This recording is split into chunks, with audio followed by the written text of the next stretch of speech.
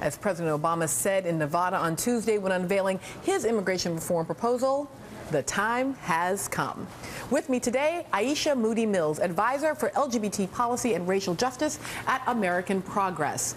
Immigration attorney and former federal prosecutor Michael Wilds. Christina Jimenez, the managing director of the United We Dream Network, and media consultant John Rowley, who's a Democratic strategist. And in Tucson, Arizona, Democratic Congressman Raul Grijalva. Very nice to have you, Congressman. Thank you very much. Appreciate the invite. I'd like to start with you, Congressman, because I'm wondering, how did we suddenly end up here with what feels like consensus on an issue that just a few months ago was a wedge?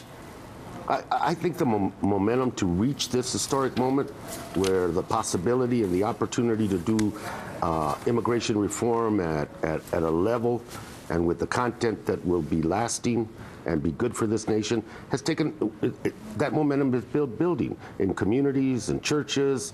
I think the Dreamers crystallized that for all the nation politically, and much credit to this dialogue we're having now goes to those students and those young people. And then the election. Frankly, the beating the Republicans took in this last election in the Latino community and in the Asian community as well is the barometer of the future, and they know it. And so whether it is by a heartfelt instinct that my Republican colleagues are coming to the issue of comprehensive immigration reform or expediency, political expediency, I really don't care. Right. This is a chance to do something that is right, and it's been a long time coming, much sacrifice, much frustration, much heartache in our communities. And immigration is not the only issue for Latinos, but it became the moral compass in this last election. And Congressman, you make such a good point that I want to turn to you, Michael, on, and it's a point that the president has made about not allowing the perfect to be the enemy of the good, and that in the end, sort of perfect motivations may not matter.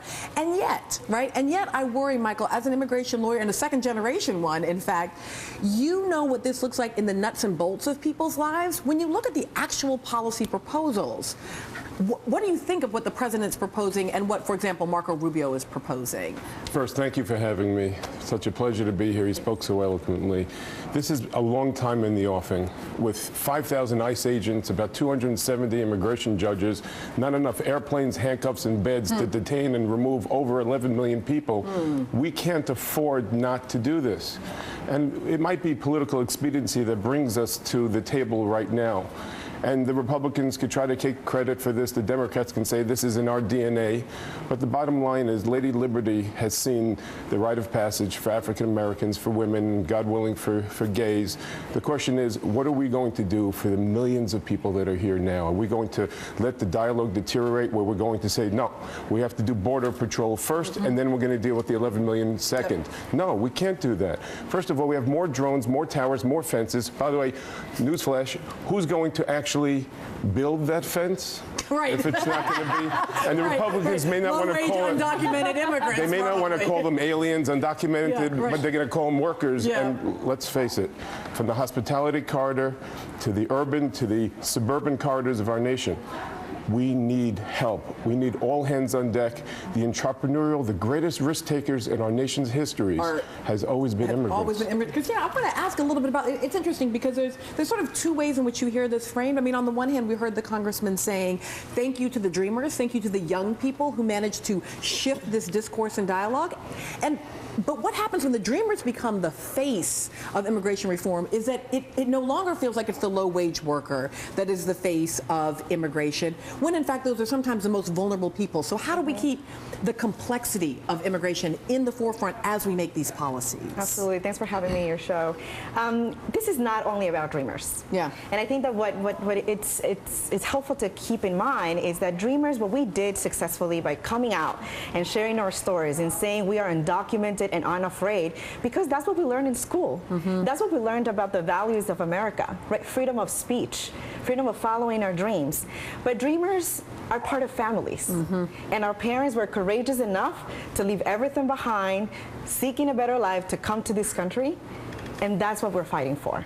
And I think when it comes to sharing our stories, part of the work that we are doing as organizers, right, as the food soldiers, as you refer to organizers, is sharing the stories of our families, of our parents, because it is those stories that need to be reflective of the policy debate that we're having about immigration reform.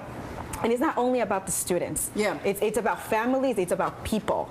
Well, and it's now interestingly about Republicans. Congressman and John, I want both of you all to listen to this carefully. This is a piece by Mr. Rush Limbaugh talking about Marco Rubio, and this idea that Limbaugh and Rubio are now on board for immigration reform, I think is fascinating.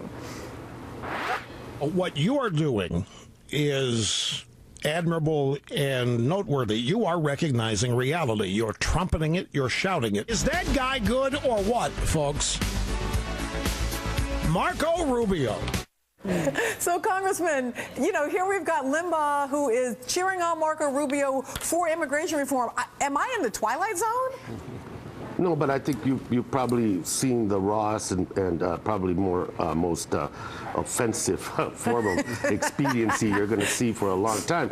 But I really believe that key to that, and Mr. Rubio's proposals, what I tell people that, you know, the senators came up with a skeleton. The flesh is what needs to be put together.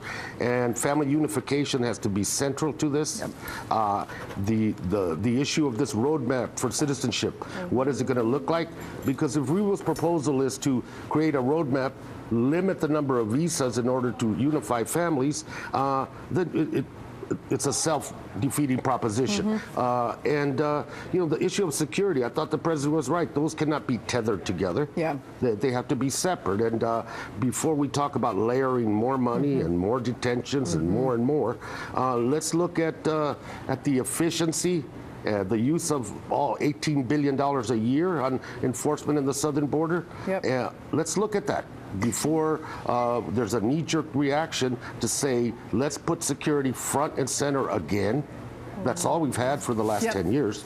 And not do the humane side of this equation. John, I want to bring you in on exactly this thing, because it feels to me like there are sort of two discourses. On the one hand, you've got FLN saying don't use language like illegals and anchor babies. On the other hand, you have the president and others still using border security as a fundamental part of this discourse. Look, we should not have irrational exuberance on this issue. Yeah. When the health care debate began, the Republicans were saying a lot of good things and unifying things. This is going to be a tough battle. Yep. And when you think about what's happening in America, whether it's at the state level or at the federal level, when it comes to whether Republicans are going to work with anybody, look at what the Tea Party values, and that's what we're going to have. And you essentially think about what the angriest, the whitest, the oldest men in America, where they are, and they're not good on immigration. I mean, I've been in on some research recently where we were talking about Medicaid and government programs, and when you talk about how people view these things, a lot of what was coming out,